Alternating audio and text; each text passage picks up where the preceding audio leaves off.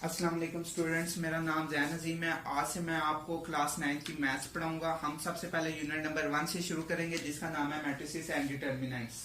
तो सबसे पहले हम इसके इंट्रोडक्शन पे आ जाते हैं। मैट्रिसेस का आइडिया सबसे पहले एक इंग्लिश मैथमेटिशियन ने दिया था, जिसका नाम है आर्थर केले।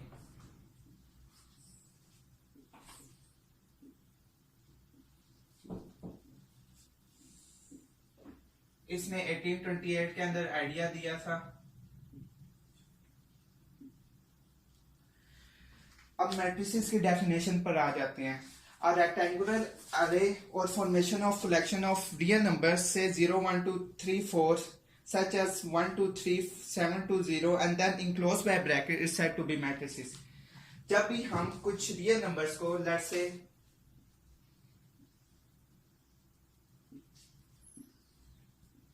कोई भी रियल नंबर्स हो सकते हैं, जब भी हम उसको ब्रैकेट्स के अंदर इंक्लोज करेंगे तो हम उसे मैट्रिसेस कहेंगे।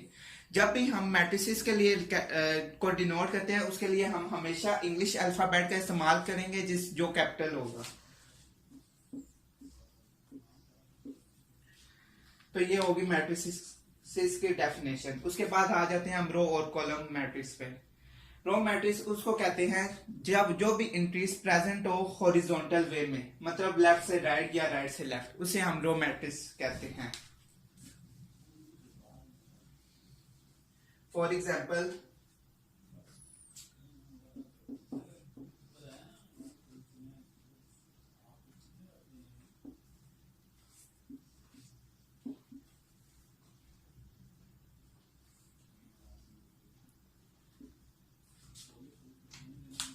और कॉलम मैट्रिसेस वो मैट्रिसेस होती है जब भी हम कोई भी इंट्रीज वर्टिकल वे में प्रेजेंट हो, यानी ऊपर से नीचे, उसे हम कॉलम मैट्रिसेस कहते हैं।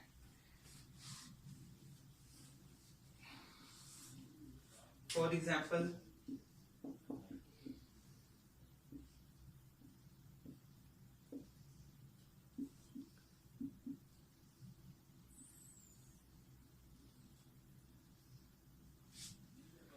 ये इसकी एग्जाम्पल है।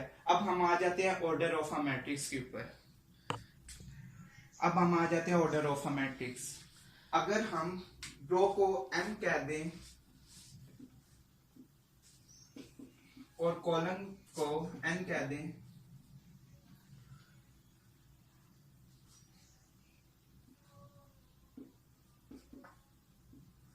तो इसका जो ऑर्डर बनेगा वो हो जाएगा m/n।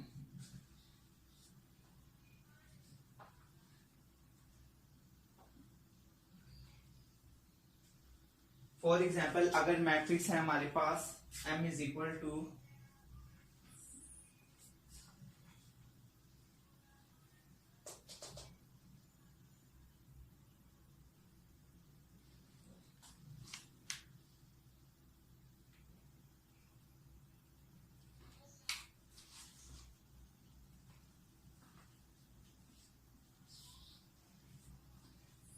अब m का मतलब है रो। इसके अंदर कितनी रो है? एक, दो रो, और कॉलम एक, दो, तीन कॉलम। अब उसके बाद अगर हम n एक और एग्जांपल ले लेते हैं, n इज इक्वल टू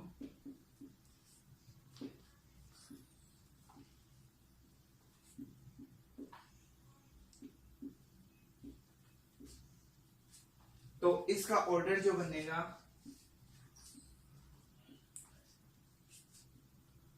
इसकी रो कितनी है? एक, दो, तीन, और कॉलम भी इसके 3 है। ये होगी ऑर्डर ऑफ मैट्रिक्स। अब हम उसके बाद आ जाते हैं इक्वल मैट्रिसेस पर। अब हम आ जाते हैं इक्वल ऑफ मैट्रिक्स के ऊपर। इक्वल ऑफ मैट्रिक्स के लिए दो कंडीशन लाजमी है कि जो एक का ऑर्डर ऑफ ए है, फॉर एग्जांपल अगर हम ए ले लेते हैं,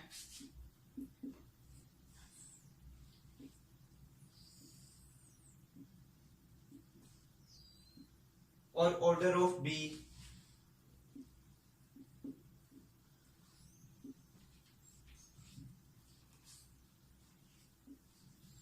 वो आपस में इक्वल होना चाहिए। दूसरी कंडीशन ये है कि इनकी कोरेस्पॉन्डिंग इंक्रीज भी आपस में इक्वल होना चाहिए। फॉर एग्जांपल अगर ए की 2 रो है तो बी की भी 2 रो होनी चाहिए, और अगर ए का 2 कॉलम है तो बी के भी 2 कॉलम होने चाहिए। इसकी एग्जांपल इस तरह भी आ सकती है, ए इज इक्वल टू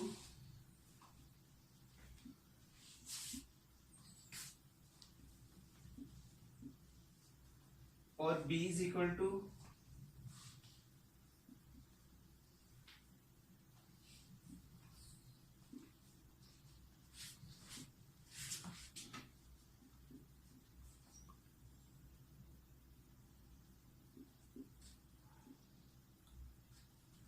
अब आपको लग रहा होगा कि ये इसके अंदर फर्क है, लेकिन ये आपस में दोनों इक्वल हैं। अगर हम बी को सॉल्व करें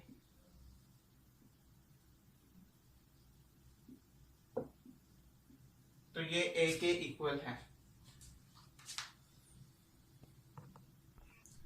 अच्छा स्टूडेंट्स, आज के लिए इतना ही काफी है। अब हम अगली वीडियो के अंदर एक्सरसाइज नंबर 1.1 करेंगे। अल्लाह हाफिज।